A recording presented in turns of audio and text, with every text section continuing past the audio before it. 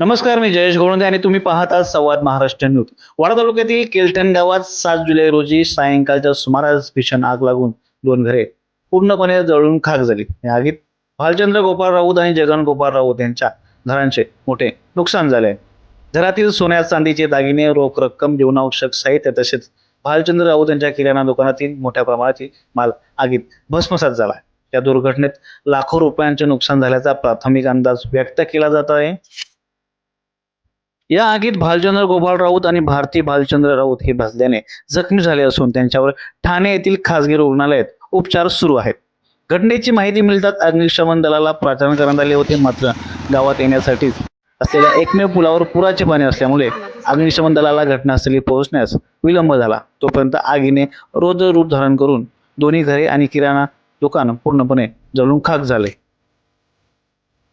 या भीषण दुर्घटनेमुळे दोन्ही कुटुंबांचे संसार उद्ध्वस्त झाले असून त्यांना मोठ्या आर्थिक, मानसिक व शारीरिक संकटाला सामोरे जावं लागत आहे. शासनाने तातडीने पंचनामा करून योग्य ती नुकसान भरपाई द्यावी अशी मागणी ग्रामस्थ आणि कुटुंबियांकडून करण्यात येत आहे. या घटनेबाबत तुमचे मत काय आहे, आम्हाला कमेंट करून नक्की सांगा. अशाच महत्त्वाच्या, विश्वासार्ह स्थानिक बातम्यांसाठी संवाद महाराष्ट्र न्यूज चॅनेलला सबस्क्राईब करा, व्हिडिओला लाईक करा आणि हा व्हिडिओ जास्तीत जास्त शेअर करा. धन्यवाद.